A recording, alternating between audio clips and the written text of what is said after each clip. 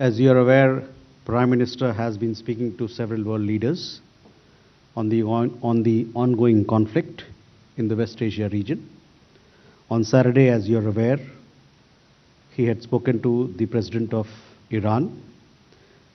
On the occasion, he also had the opportunity to convey Eid and Navroz greetings. He expressed hope that this festive season would bring peace, stability and prosperity in West Asia.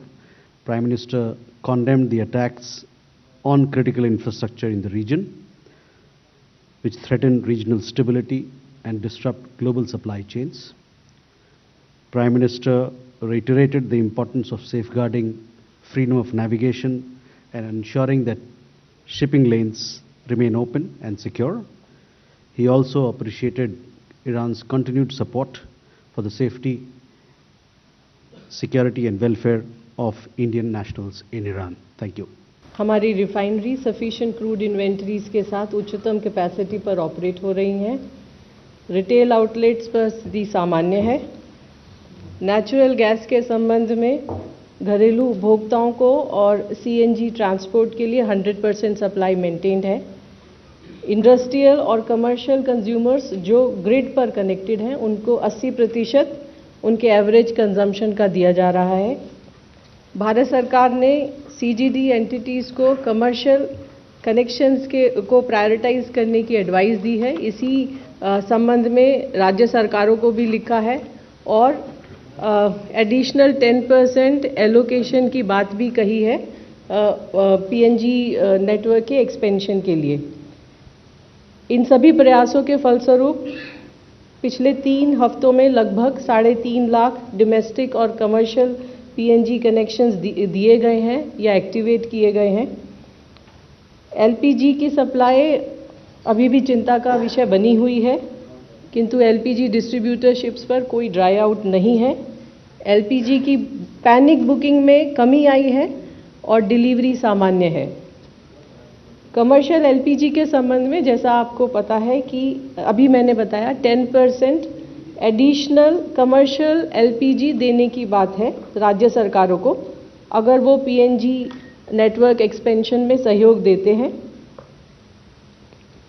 21 तारीख को भारत सरकार ने सबसे पहले 20% commercial LPG देने की बात की, उसके बाद 10% एडिशनल एलोकेशन किया depending on ease of doing business.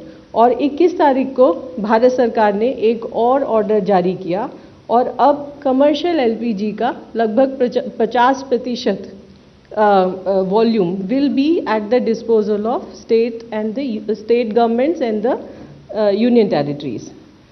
इस ऑर्डर में भारत सरकार ने राज्य सरकारों से निवेदन किया है कि इस एलोकेशन के अंदर restaurants, dhaba, hotel, industrial canteens, food processing, dairy units, subsidised canteens और outlets run by state government और local bodies for food, community kitchens and 5 kg FTL for migrant labour.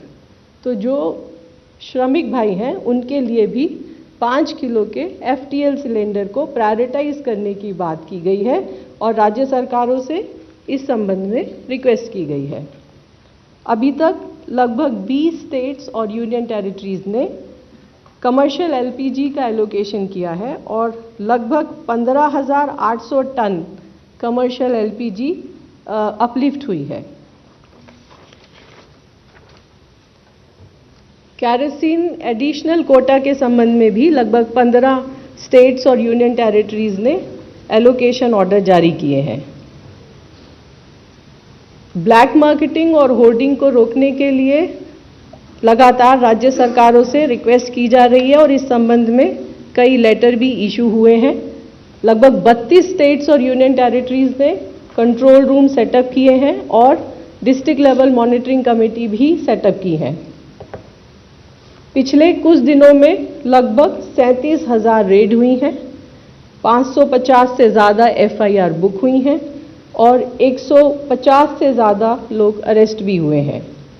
इसी क्रम में हमारी ऑयल मार्केटिंग कंपनीज ने भी वेरिफिकेशन सरप्राइज इंस्पेक्शंस किए हैं और लगभग 234 डिस्ट्रीब्यूटर्स को शो कॉज नोटिस दिए गए हैं, कुछ को सस्पेंड भी किया गया है और पेनल्टी भी लेवी की गई है। अंत में आप सभी के माध्यम से देश की जनता से रिक्वेस्ट है कि अफवाहों पर विश्वास न करें, पैनिक बुकिंग से बचें। डोर डिलीवरी सिलेंडर्स की जा रही है, इसलिए अपने सिलेंडर का इंतज़ार करें और try to conserve LPG and the energy. Thank you.